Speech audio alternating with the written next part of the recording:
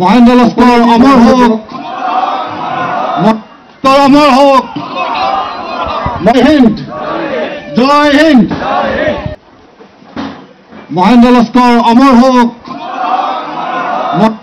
অমৰ হোক।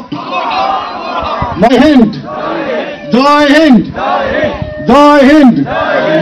ঝাৰখণ্ডত যি বোমা বিস্ফোৰণত কামপুৰৰ বীৰ জোৱান মহেন্দ্ৰ লস্কৰে মৃত্যুক আকোৱালি ল'বলগীয়া হ'ল। ইতিমধ্যে মৃত্যুক আকোৱালি লোৱাৰ পিছত মহেন্দ্ৰ লস্কৰৰ নশ্বৰদেহ ইতিমধ্যে কামপুৰৰ যি কৰিয়াতী সেই কৰিয়াতীত আহি উপস্থিত হৈছেহি আৰু অহাৰ পিছতে যথেষ্ট সংখ্যক লোকে ভিৰ কৰা পৰিলক্ষিত হৈছে। কাৰণ এগৰাকী বীৰ জোৱানক শেষ শ্ৰদ্ধাঞ্জলি জনাবৰ কাৰণে তেওঁলোকৰ বাসগৃহত ইতিমধ্যে ভিৰ কৰা পৰিলক্ষিত হৈছে।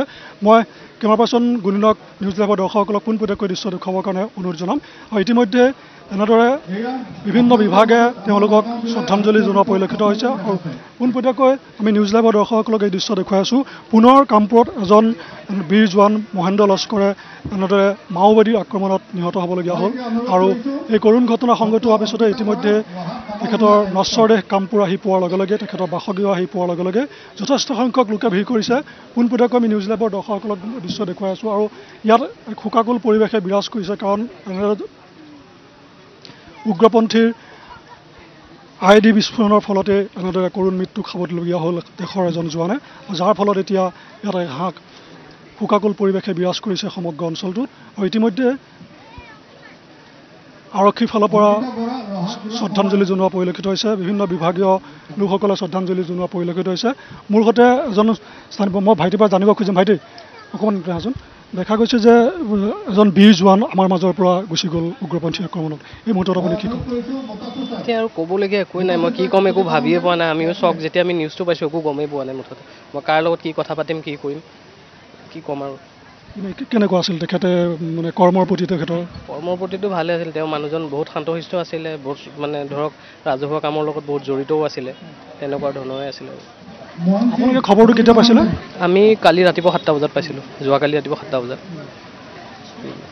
কি বুলি আহিছিল খবৰটো? তেওঁ ডেড হোৱা বুলিয়ে কৈছিলে যে IED ব্লাষ্ট হৈছিলে, IED ব্লাষ্ট হৈ তেওঁ ডেড হোৱা বুলি কৈছে, বেলেগ নহয় আৰু। দেখা গৈছে যে এনেদৰে এতিয়া তেখেতৰ যি নশ্বৰদেহ সেই নশ্বৰদেহ আহি পোৱাৰ পাছত এনেদৰে শেষ শ্ৰদ্ধাঞ্জলি জ্ঞাপন কৰিছে যিসকলে স্থানীয় লোকসকলে আৰু যথেষ্ট সংখ্যক গুণবুদ্ধ আহি তেখেতৰ বাসগৃহত আহি উপস্থিত হৈছেহি।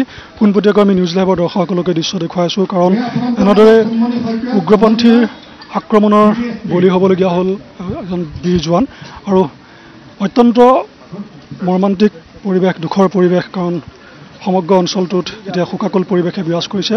বৃহত্তৰ কামপুৰ অঞ্চলৰ পৰা যথেষ্ট সংখ্যক লোক এতিয়া আহিছে, এনেদৰে এতিয়া শোকাকুল হোৱা পৰিলক্ষিত হৈছে। যথেষ্ট সংখ্যক লোকে আহি তেখেতৰ বাসগৃহত আহি ভিৰ কৰিছেহি।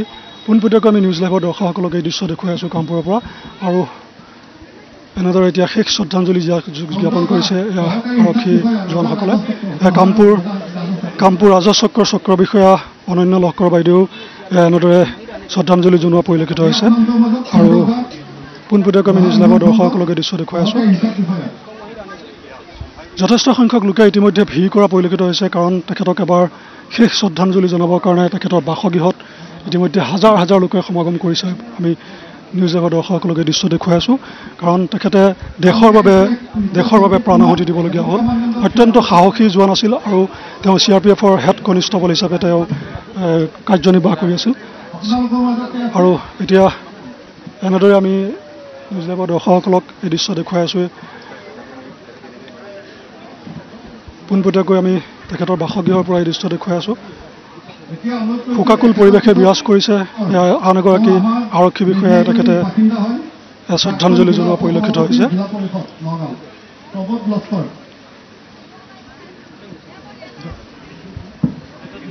মোৰ সৈতে এজন স্থানীয় যুৱক আছে, মই আপোনাৰ পৰা জানিব খুজিম যে আমাৰ এজন বীৰ জোৱান আমাৰ মাজৰ পৰা আজি গুচি যাব লগা হ'ল, কি ক'ব এই মুহূৰ্তত? তেখেতে কেনেকৈ সেৱা কৰিছিল? তেওঁ তেনেকুৱা এটা হোৱাৰ কাৰণে বহুত দুখ লাগিছে। তেওঁ মোৰ লগতে একেলগে পঢ়া শুনা কৰিছিলোঁ আমি।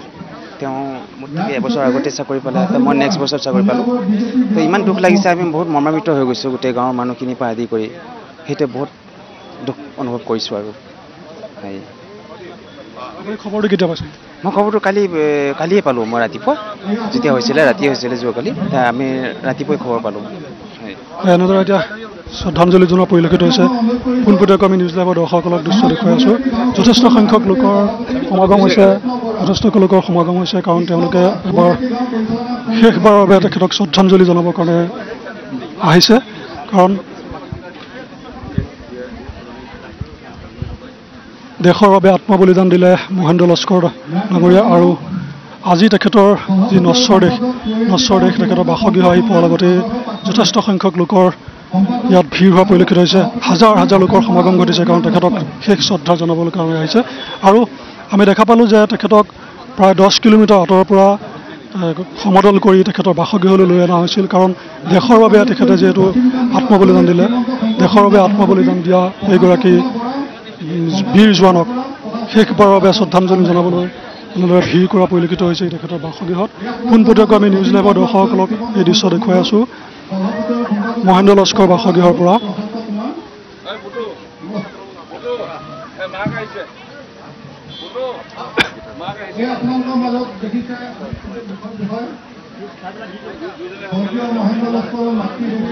যথেষ্ট সংখ্যক লোকে এনেদৰে ভিৰ কৰা পৰিলক্ষিত হৈছে, আৰু এনেদৰে পোনপটীয়াকৈ আমি নিউজ লাইভৰ দৰ্শকসকলক এই দৃশ্য দেখুৱাই আছোঁ কামপুৰৰ পৰা।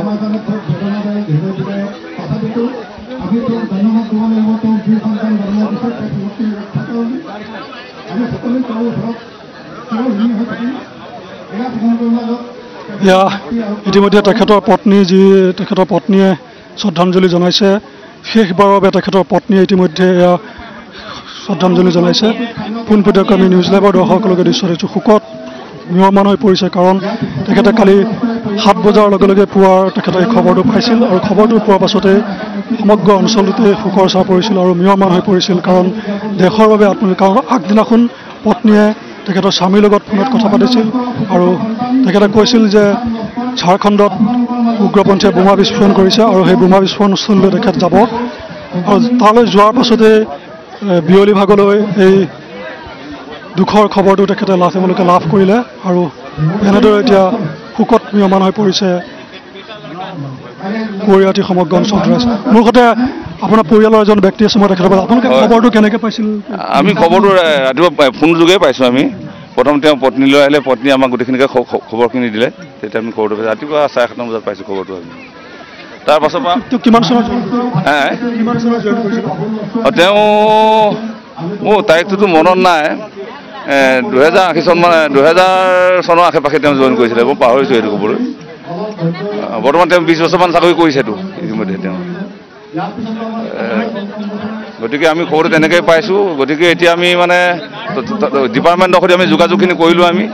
তেওঁলোকে যথেষ্টখিনি আমাক জনাইছে যে আমি আজি বিশেষকৈ 11মান বজাত ইয়াত মানে পোৱাহি কথা কৈছে। গতিকে এতিয়া সময়মতে পাইছে, আৰু ৰাইজৰ যিটো আমি দেখিছোঁ যথেষ্ট ৰাইজখিনিয়ে ইয়াত সন্মান জনাইছে তেওঁলোকক, তেওঁৰ নাম ধৰি ইয়াত জয়ধ্বনি দিছে। ঠিক আছে। হয়, এনেদৰে এতিয়া দেখা গৈছে যে যথেষ্ট সংখ্যক লোকে তেখেতক শেষ শ্ৰদ্ধাঞ্জলি জনাবৰ কাৰণে আহি পাইছেহি, আৰু পোনপটীয়াকৈ আমি নিউজ লাইভৰ দৰ্শকসকলক এই দৃশ্য দেখুৱাই আছোঁ। এনেদৰে এতিয়া শ্ৰদ্ধাঞ্জলি জনাবলৈ যথেষ্ট সংখ্যক লোকৰ সমাগম হোৱা পৰিলক্ষিত হৈছে। দেশৰ বাবে আত্মবলিদান দিয়া বীৰ জোৱান মহেন্দ্ৰ লস্কৰক অন্তিম বিদায় দিবৰ কাৰণে এনেদৰে শ্ৰদ্ধাঞ্জলি জনোৱা পৰিলক্ষিত হৈছে। যথেষ্ট সংখ্যক লোকৰ সমাগম হৈছে, কাৰণ বীৰ জোৱানজনে দেশৰ বাবে আত্মবলিদান দিলে, আৰু দেশৰ বাবে আত্মবলিদান দিয়া বীৰ জোৱানজনক শেষ শ্ৰদ্ধা জনাবলৈ এনেদৰে তেওঁলোকৰ বাসগৃহত আহি ভিৰ কৰা পৰিলক্ষিত হৈছে। পোনপটীয়াকৈ আমি দৃশ্য দেখুৱাই আছোঁ শ্বহীদ মহেন্দ্ৰ লস্কৰৰ বাসগৃহৰ পৰা।